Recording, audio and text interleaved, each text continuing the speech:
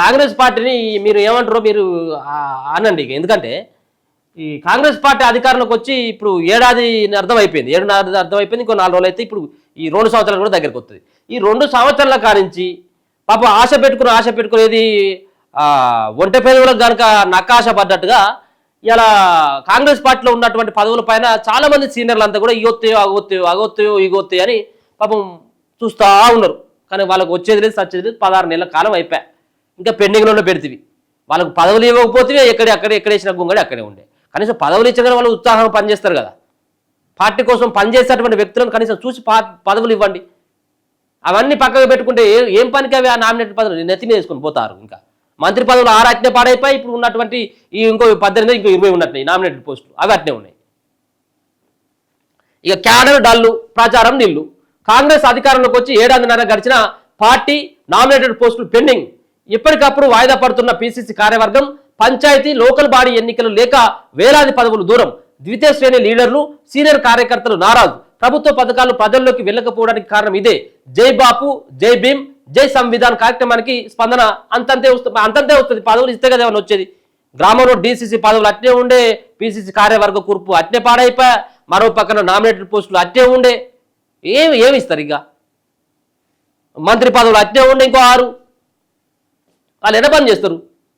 రోజు గాంధీభవన్ ముఖం చూస్తాను పోతాను, గాంధీభవన్ ముఖం చూస్తాను పోతాను. పాపం ఆశపడేటువంటి వాళ్ళు పైసలు ఖర్చు పెట్టుకున్నారు, పార్టీ అధికారంలో వచ్చేందుకు చాలా కష్టపడరు. వాళ్ళని గుర్తించకపోతే ఎందుకు ఇప్పుడు కాంగ్రెస్ పార్టీ? సంవత్సరాలు అయిపోయా.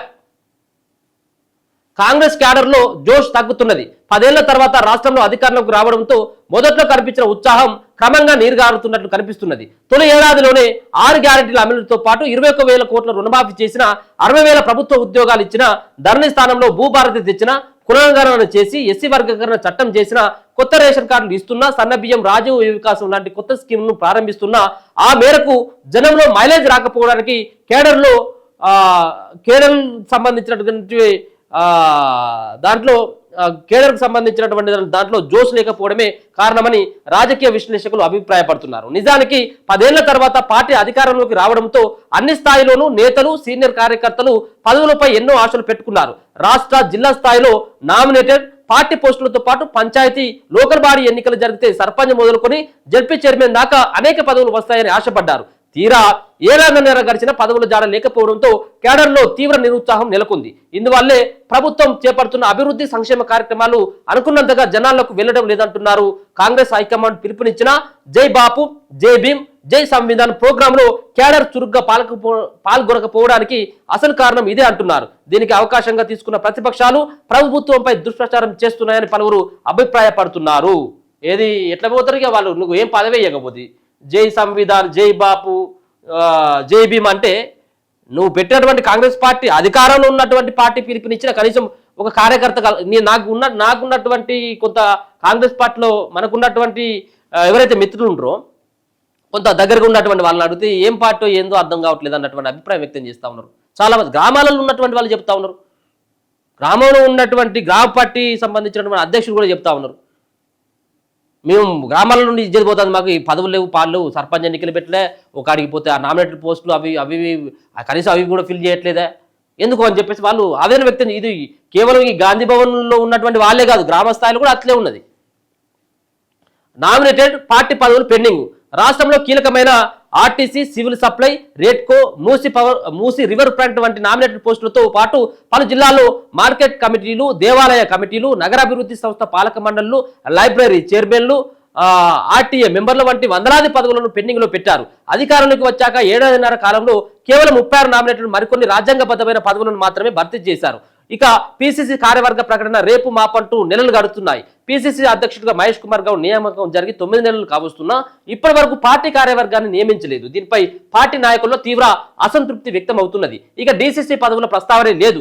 దీంతో జిల్లా స్థాయి నేతల్లో అసంతృప్తి నెలకొన్నది. మంత్రివర్గ విస్తరణ పదే వాయిదా పడడం కూడా సొంత పార్టీ ఎమ్మెల్యేలను తీవ్ర నిరాశకు గురి చేస్తున్నది. మొత్తం 18 పదవులకు గాను సీఎంతో సహా 12 మందికి కేబినెట్ లో చోటు దక్కింది.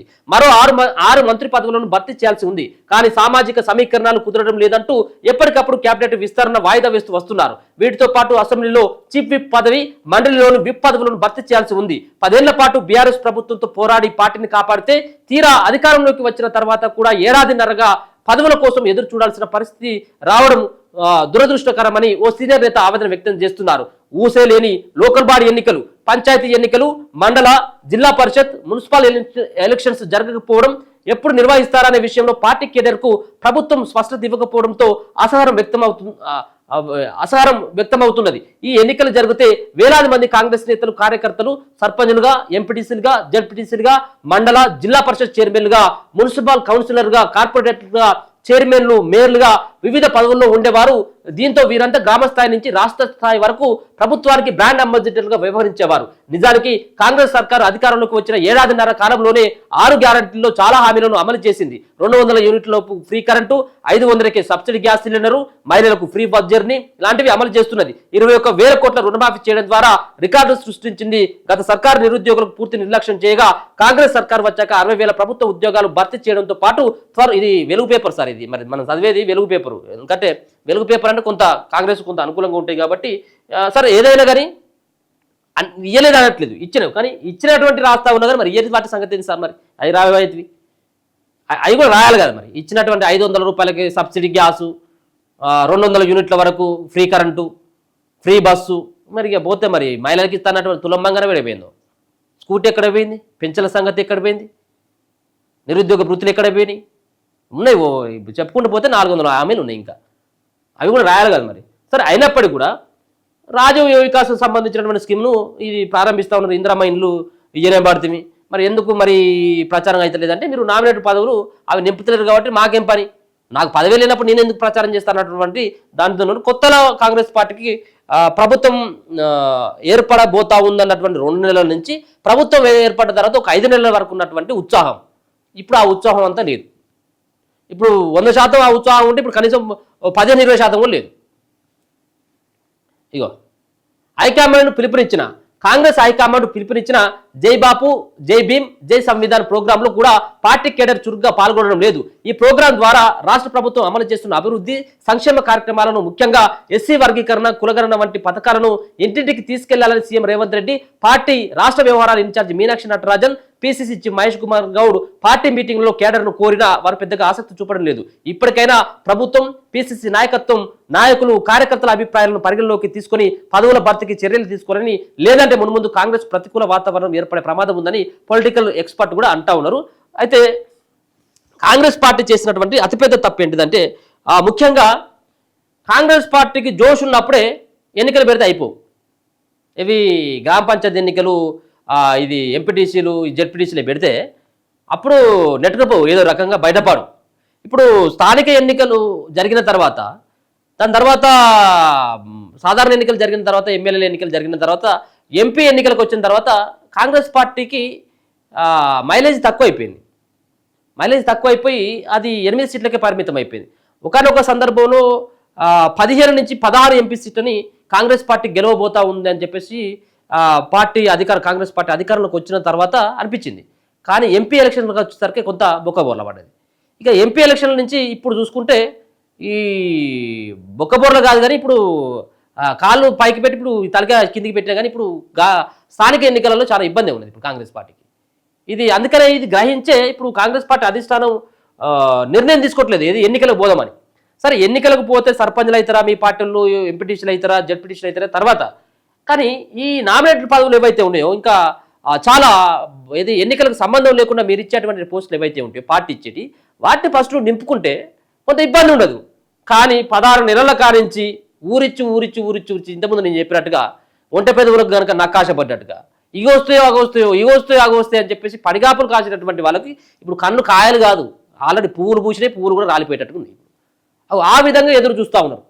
కానీ మీరు ఇచ్చినటువంటి పోస్టులు అయితే ఎక్కడ కూడా లేవు. దానిపైన మీరు జై సంవిధాన్ ఏ పిలిపిస్తే ఎందుకు వస్తాడు వాడు చెప్పు. అప్పుడు ప్రభుత్వం అధికారంలోకి రావడానికి జేబులో రూపాయో ₹1 ఉంటే ఖర్చు పెట్టుకున్నాడు, తిరిగిండు. ప్రతిఫలం ఉంటుంది కావచ్చు అని. ఏ ప్రతిపాదన లేదా ఇప్పుడు మీరు ఇచ్చేటువంటి ప్రోగ్రాంలని ఆడొచ్చి కవర్ చేసి అలా పార్టిసిపేట్ చేయండి, వాడిని చేస్తాడు, ఎవడు చేయడు. సో అది కాంగ్రెస్ పార్టీకి సంబంధించిన పని. ఇక క్యాడర్ మొత్తం అంతా డల్ అయిందంటే ప్రచారం నీళ్ళు. పెండింగ్లో ఉన్న బొచ్చడానికి పోస్టులు ఉన్నాయి, ఇప్పుడు వందల పోస్టులు ఉన్నాయి, జిల్లాకు 100 పోస్టులు ఉన్నాయి, పెండింగ్ పోస్టులే.